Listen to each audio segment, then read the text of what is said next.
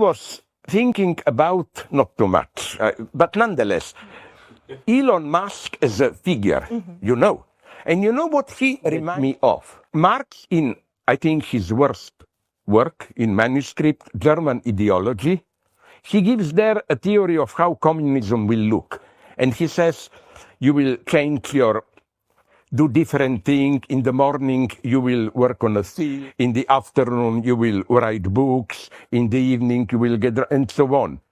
Isn't this how Musk works? For 2 hours, he makes plan how to fly to Mars, then what to do with Tesla, then how to fire 5,000 more federal employees, and so on. With him, you get this absolute madness of, you know, jumping from here to there, and it's the same with his sex relations. The last time I read is that he has 13 children, each of them, of course, with a different woman.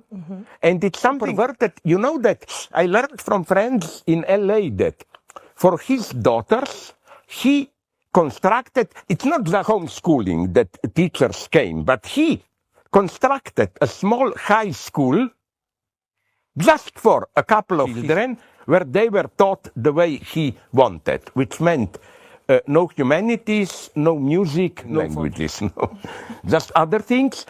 Isn't in this almost something, I would say, in a naive way, communist, in the sense of free? It's a false form of freedom, you know, in the sense of as if freedom is you jump here, there, and so on and so on.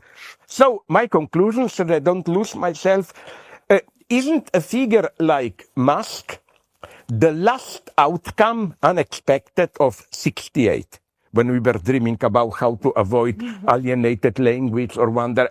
I think the only way to understand the new right-wing populist politicians is to see them as the final outcome of 68. 68 was a very ambiguous event. It is the biggest model of how the system appropriated what it was perceived to be a subversive movement. There were three main goals. They said against factories for more creative work. They said sexual liberation, and they said against alienated universities. Studying must be more individual, creative.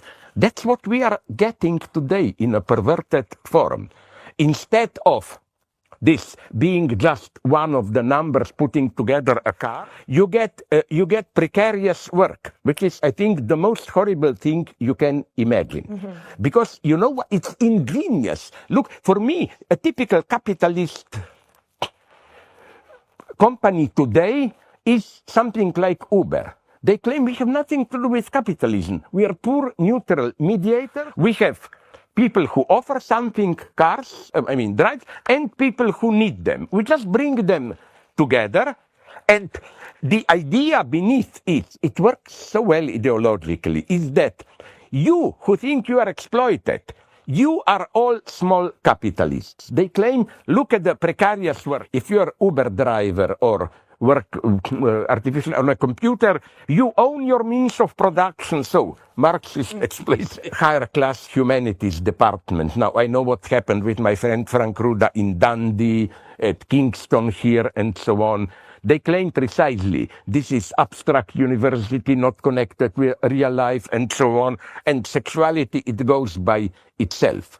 What you get this so-called free sexuality and so on, which is very commodified. Guys, Elon Musk, Trump are the new masters that wouldn't have been possible without the 68 revolution. In what precise sense? Here, Lacan says something wonderful. He says, my lesson, what I'm trying to teach you, protesting students, is don't lose the sense of shame. Because the paradox of Trump is a beautiful paradox of his notion of freedom. You know, Musk is saying, we want to get rid of the pressure of the state, get the state off our backs, and so on and so on.